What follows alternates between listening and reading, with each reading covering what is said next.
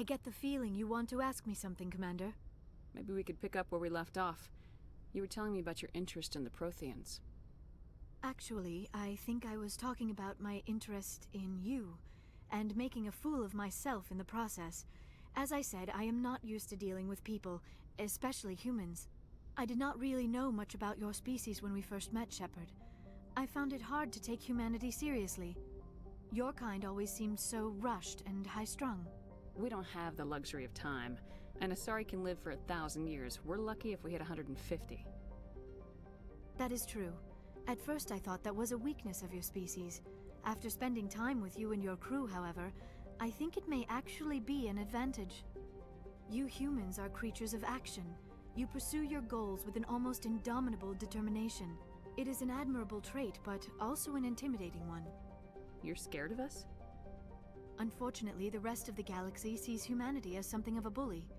You run over anyone in your path to get what you want. It is up to people like you to change their minds, Shepard. I'm doing the best I can, Liara. There is a reason the Council chose you to become a Spectre. They saw something special in you. The best of what humanity has to offer.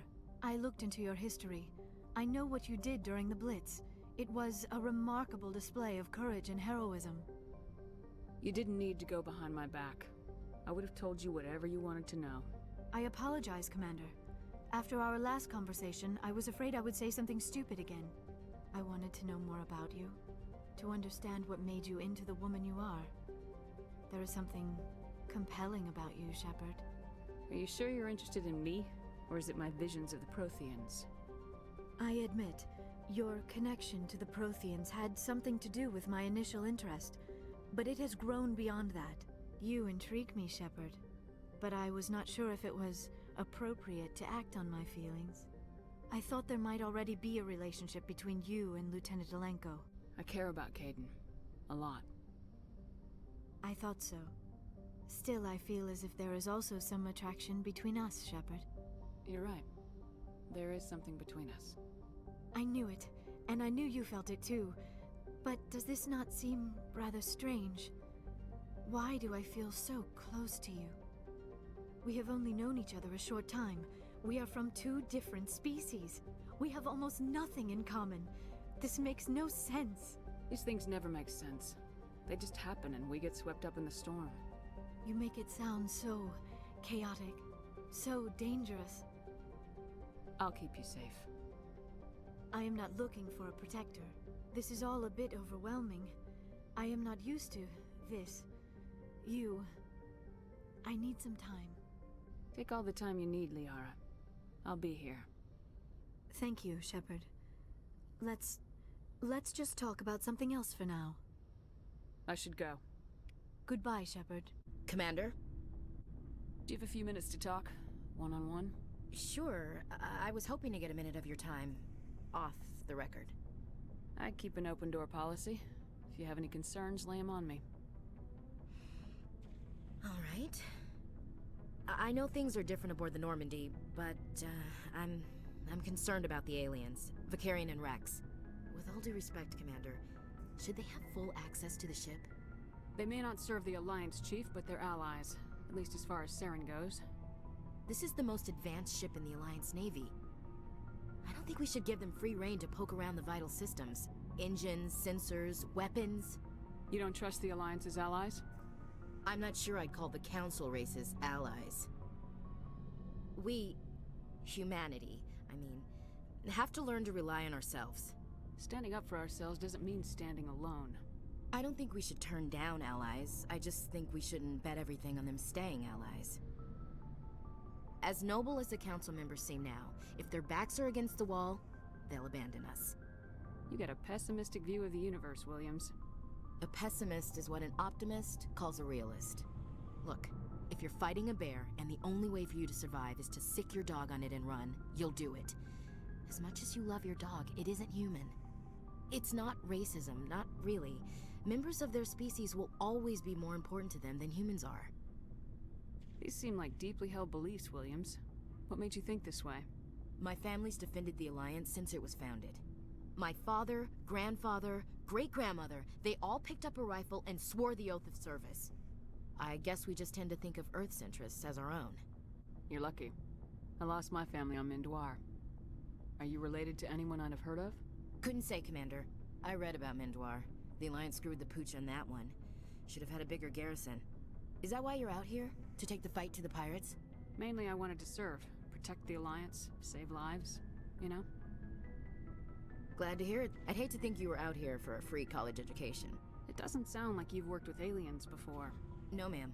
Mainly I've been groundside, part of the surface garrison forces. I did get a rotation on a space station for training.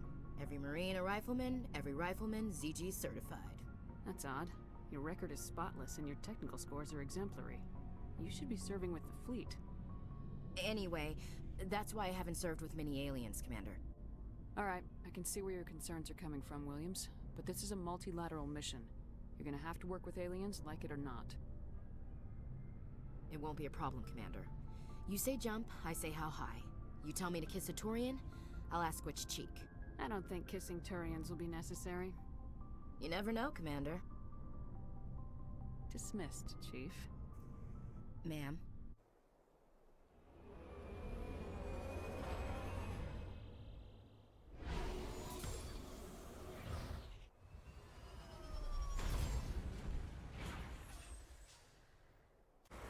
So you've spent your entire adult life just studying old Prothean junk? Our travels now are somewhat different from my normal excavations. I would prefer lengthier studies and fewer explosions. Well, I think you've spoken for scientists everywhere, Leona. Yes, most of the technology I had hoped to bring back to the flotilla has subsequently attempted to kill us. It's good for you. A nice explosion every now and then keeps the mind sharp. The loss of all this Prothean technology is just one more thing Saren will have to pay for. Must be hard for you, Garrus, knowing that the person behind all this death and destruction is a Turian Spectre. Saren is either a traitor or a madman. Taking him down will restore the good name of Turians everywhere. Glad to hear it. I was losing sleep over the prospect of people not loving the Turians. With your respect for the Spectres, I thought you might hesitate. I'm glad I was wrong. Just keep saying that, especially to humans. We've got a lot of angry people right now. Things are different among my people. There are so few of us. We are expected to be loyal, even when it is difficult. Looks deserted. I've got a bad feeling about this.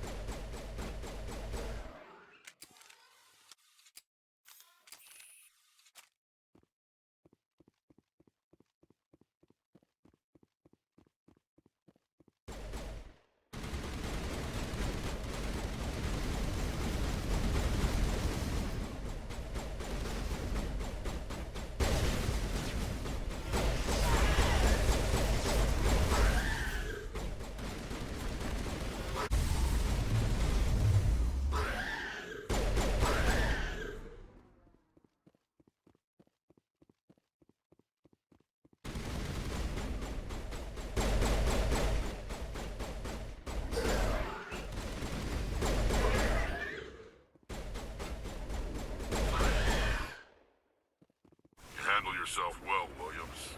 It's surprising. Rogan women have to stay home to try to reproduce.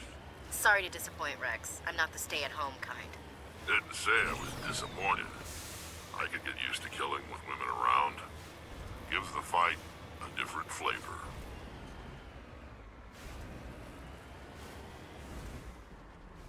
How horrible. The entire colony must have been transformed. On my way.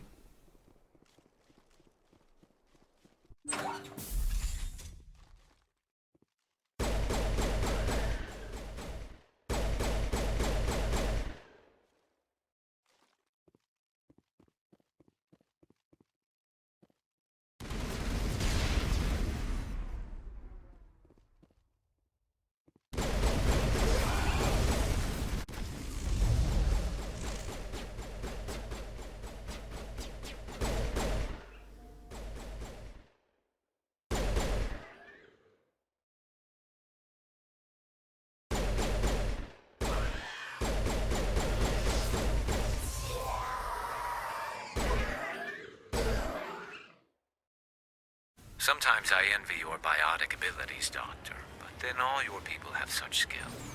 While the Asari have natural biotic abilities, not all have the desire to learn to use their abilities effectively. Of course, I intended no disrespect to the effort you have put into your training. Pardon me. Wow. To have so many potential biotics that people can choose not to train, I imagine the lieutenant would be jealous. Are you kidding? To have that ability without implants and choose not to learn? I'll never understand the Asari. And the Asari are the most advanced race on the Council. I wonder if all Citadel races will eventually be natural biotics. All that power and some Asari don't use it? You could have conquered the galaxy if you'd wanted to. Evidently, we do not want to.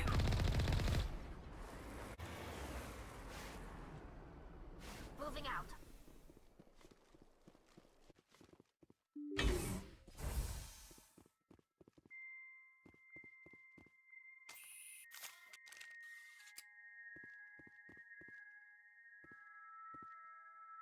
Kill them all!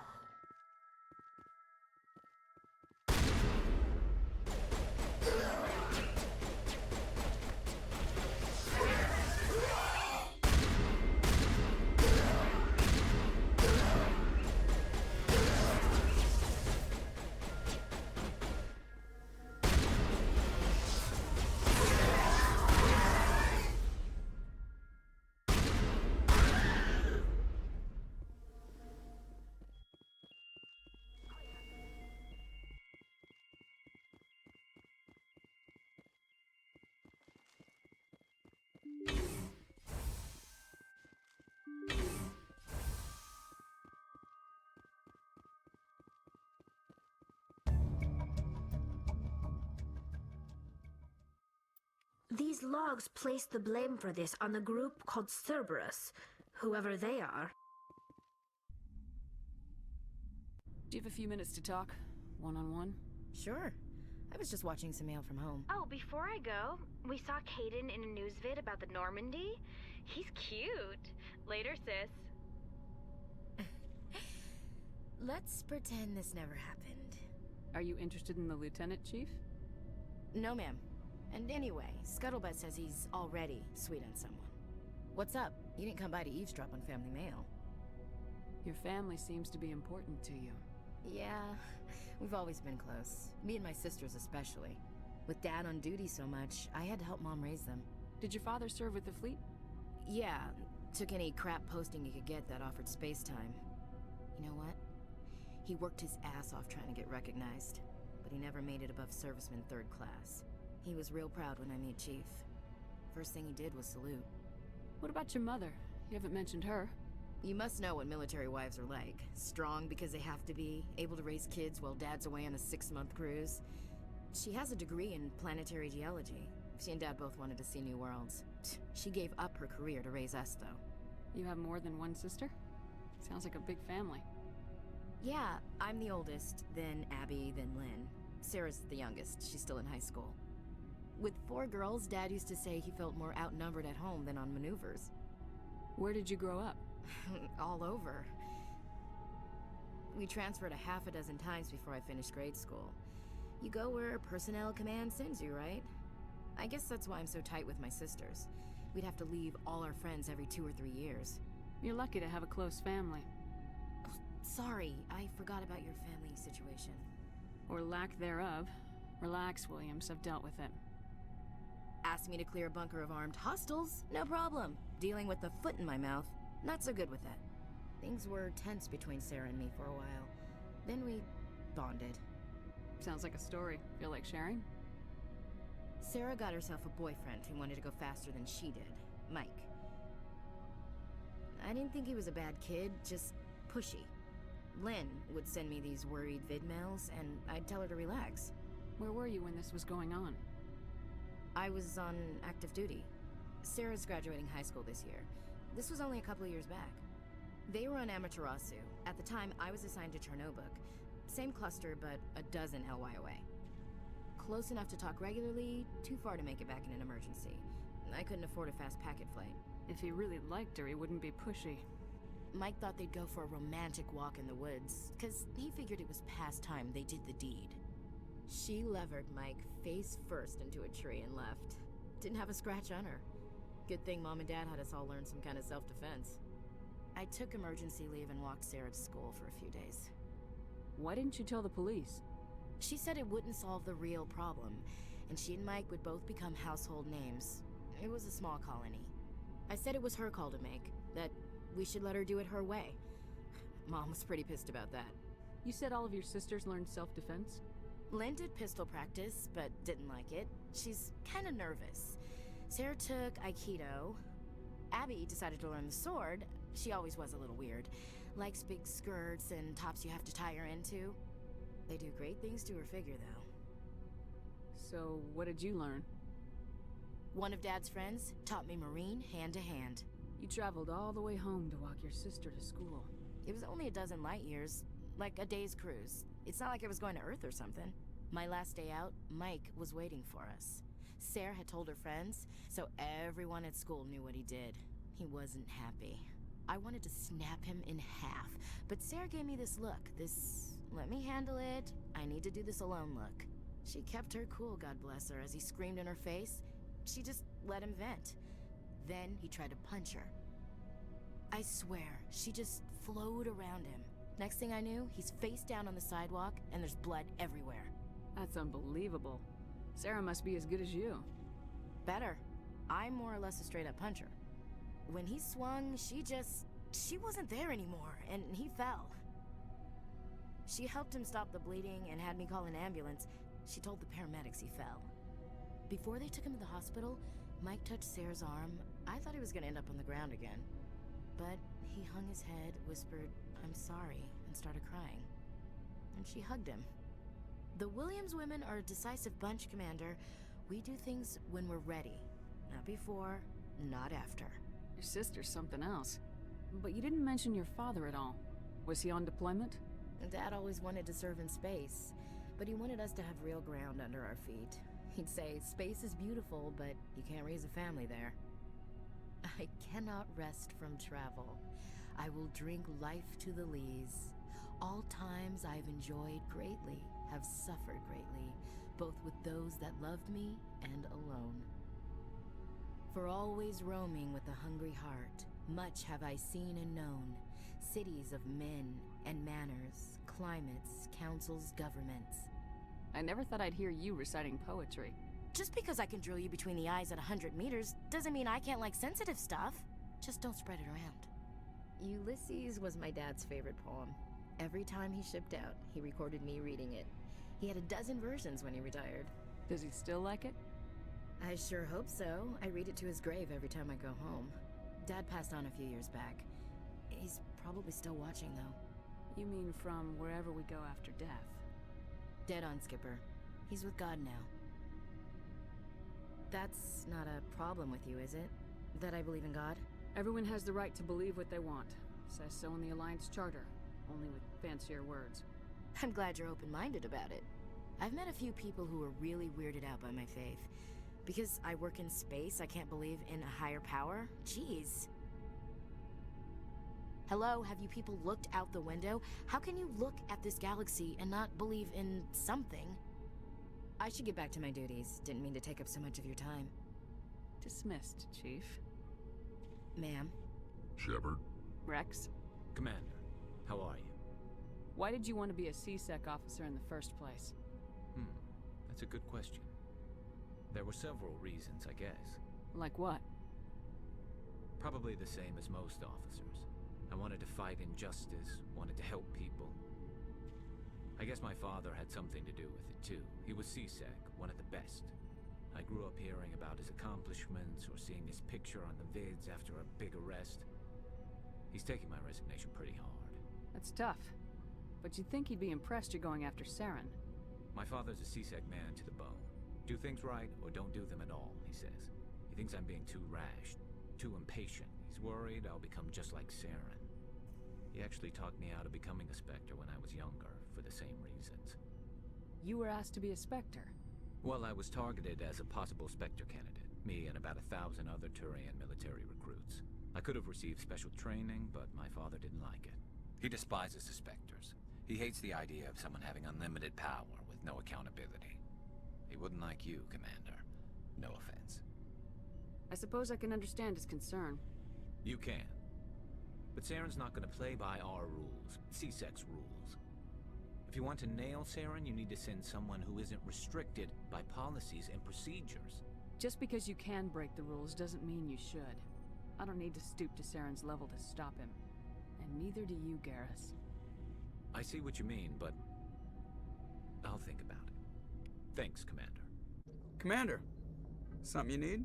How's the Normandy performing? Is she everything they said she'd be? She's the best ship in the fleet, if you've got a pilot who knows how to handle her. Balance isn't what you'd expect. Takes a while to get used to that oversized drive core we got stuffed in the back, and her power can sneak up on you if you're not careful. The Normandy's probably too much ship for your average Alliance pilot, Commander. Lucky for you, I'm anything but average. I like to know my crew. Mind if I ask you a few questions? I can see where this is going. You did a background check on me, didn't you? Well, I'll tell you the same thing I told the captain. You want me as your pilot. I'm not good.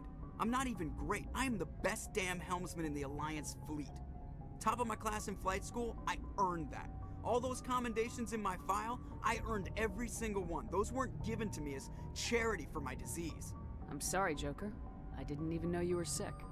You mean you didn't know? Oh, crap. Okay, I've got Vrolik syndrome, brittle bone disease. The bones in my legs never develop properly. They're basically hollow, too much force and they'll shatter. Even with crutches and my leg braces, it's hard to get around. One wrong step and crack! It's very dramatic, but I've learned to manage my condition, Commander. Put the Normandy in my hands and I'll make her dance for you. Just don't ask me to get up and dance unless, you like the sound of snapping shin bones. I need to know more about this Vrolik syndrome if I'm putting my ship in your hands. Yeah, of course you do. It's an extremely rare condition. Nobody knows exactly what causes it. Genetic, maybe. It's treatable, but there's no cure. I classify my case as moderate to severe. I was born with over a dozen fractures, hip, thighs, ankles. My bones were already breaking in the womb.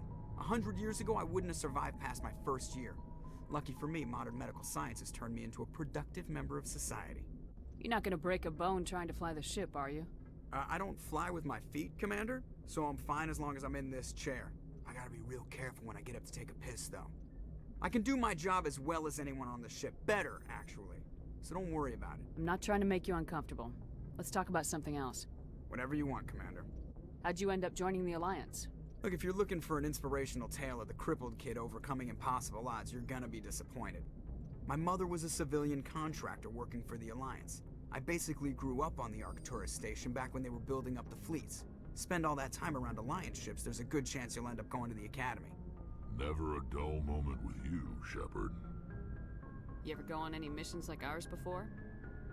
Saving the galaxy from certain destruction? No. But I've had my share of adventures. Do you remember any that stick out? A few. I remember one time I was hired by a Volus diplomat. What an ass. I guess even politicians have need of mercs from time to time, huh? Time to time. If it wasn't for politicians, I'd be out of work. They're always looking for ways to get ahead. This one was no different. He wanted me to erase his past. Get rid of an old friend who knew too much. Huh. His old friend turned out to be an Asari commando. I can see where that might give you pause. What? No. Alina and I were old friends. Sort of. We met when we were both contracted to kill the same Turian. Neither of us wanted the other one to get him first. We spent more time fighting each other than tracking that Turian. An Asari commando mercenary. That's unusual, isn't it? I wouldn't say it's unusual. Mercs come in all shapes. Anyway, when I told Alina about the diplomat's contract, she and I had a good laugh about it. So what'd you do? Well, I was going to lose the contract, but I respected Alina. In the end, I let her pick the location where we'd fight. She chose some old Solarian space station overrun with mercs and smugglers. That way we didn't have to worry about hurting any innocent bystanders. Huh. She always was a bit of a softie. What happened on the station? What didn't happen? For 2 days I chased her through that station. Used my entire store of ammunition. Had to kill a bunch of mercs and use their crap weapons. By the 3rd day, the station was barely holding together. The mercs were dead or gone. Life support was failing. But I had her. She'd locked herself in the med labs. She was trying to patch herself up. Damn tough, that one. Then just when I thought I had her, the station's core went critical. Barely made it back to my ship in time.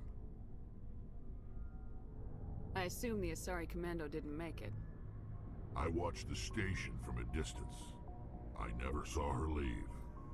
And when that place blew, there was nothing left larger than a Turian's right nut. So I headed back to the diplomat to give him the good news and collect my pay. But before I got halfway there, Alina sent me a message. Better luck next time. Now, I'm not superstitious, but if someone can survive that, well, they deserve to live. At least for a bit longer. What about the diplomat? He wanted her dead. I told him the truth.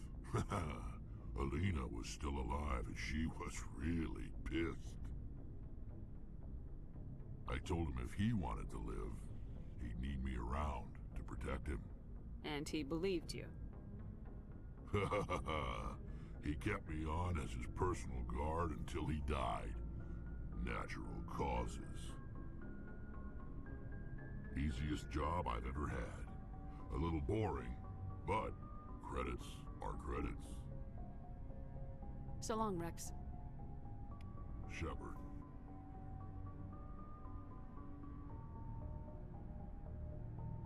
What's your opinion on the last mission?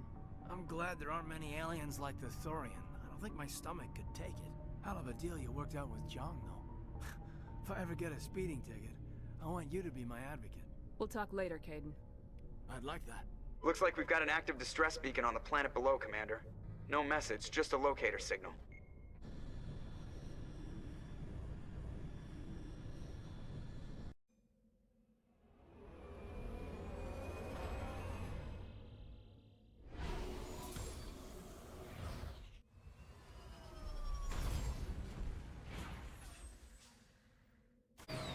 I'd like to know more about the Asari.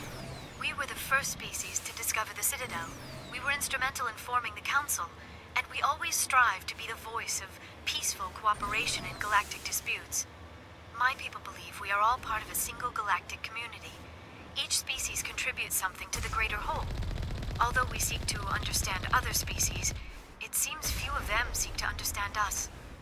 The galaxy is filled with rumors and misinformation about my people. Like what? Most of the inaccuracies are centered around our mating rituals. My species is monogendered. Male and female have no real meaning for us. We still require a partner to reproduce. This second parent, however, may be of any species and any gender. I don't understand. Your species can mate with anyone? Mating is not quite the proper term, not as you understand it. Physical contact may or may not be involved, but it is not an essential element of the union. The true connection is mental. Our physiology allows us to meld with other beings. We can touch the very depths of their minds. We explore the genetic memory of their species. We share the most basic elements of their individual and racial identities. We then pass these traits on to our daughters. It is how we learn to grow as a species and how we develop a greater understanding of other races. What happens to your partner after the union? Every relationship is different. Some unions are a single encounter with both parents parting ways afterwards. Others can be more long-term. Sometimes an Asari and her partner will stay together for many decades. Do you know who Matriarch Benezia chose as her partner? She rarely spoke of her partner. Though I know my father, if you want to use that term, was another Asari. I thought you always needed another species to serve as one of the parents. Think about it, Shepard. If we were not able to mate with our own species, we would have died out long before we ever mastered spaceflight and left our homeworld. Union with our own kind is no longer common, not for the purposes of reproduction. Most Asari believe it weakens our species. Asari daughters inherit racial traits from the father species.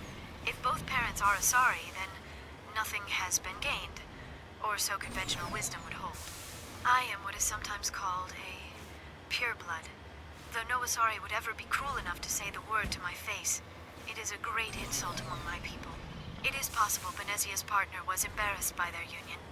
She may have been too ashamed to publicly acknowledge me as her offspring. Maybe she wanted to meet you but couldn't. Something could have happened to her.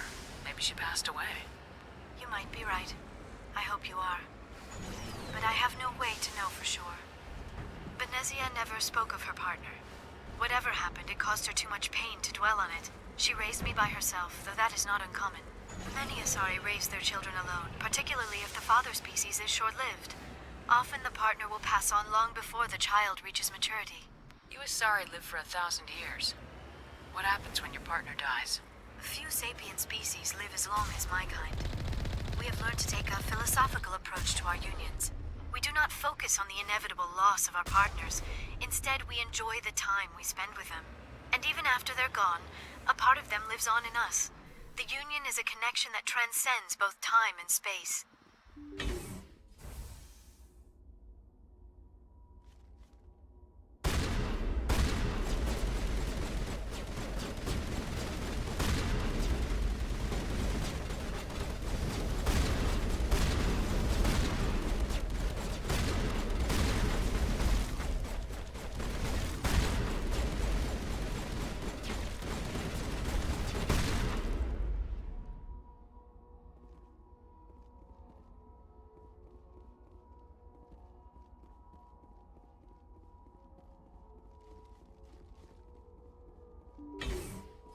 Rescuers? Oh, thank God. See? I told you somebody would come to investigate that signal. My name is Dr. Ross, Chief Exogeni Researcher at this facility. We've been trapped in this room for days. We're almost out of food and water. You got here just in time. I need to know what's going on. Why is this place crawling with Thorian creepers? How do you know about the Thorian? I know what exogeni was up to. I saw what they let the Thorian do to those colonists, so I destroyed it. Our secret's out then. No point in my lying. You already know the worst. The creepers here were created using altered samples from the specimens on Pharos. We discovered a way to turn them into docile, obedient servants. Everything was going fine until a few days ago. Then all the creepers suddenly went berserk. Only a handful of us made it back into the safety of this room. Why didn't you send a clear message asking for help? All we had was that signal from the emergency beacon. This is a closed communications base. Exogeni was worried about someone on the project selling secrets to a rival firm or reporting our work to the authorities. We have no direct communication with the outside, only the emergency beacon. It sends a general distress signal to the Exogeni site on Pharos. They're supposed to send a team to respond inside of 24 hours, but it sounds like they had problems of their own. Any chance some of the other people at the base might still be alive? I doubt it. Too many creepers out there. They never stood a chance. We're the only ones left. Any idea why they turned on you? Maybe there was still some kind of link between the creepers and the Thorian back on Pharos. The Thorian was unlike any other life form we've ever studied. I can't explain how, but maybe when it died, it somehow set off the creepers here. I've heard all I need to. Look, I know what we did here was wrong. I'll admit that. But it's over now. There's no sense reporting this to the authorities, right? You were in charge of this project. The safety of the staff was your responsibility. They trusted you, and you betrayed that trust. Be reasonable. I didn't mean for this to happen. Besides, how does it help anyone if I end up in jail? Normally Exogeni would have my back, but it sounds like they're going to have their hands full cleaning up the mess on Pharos. But I've got money. A nice little emergency fund I set up. It's yours if you let us go. The victims here deserve justice. I have to take you in. That's not going to happen. Open fire. Open fire! Go, go, go!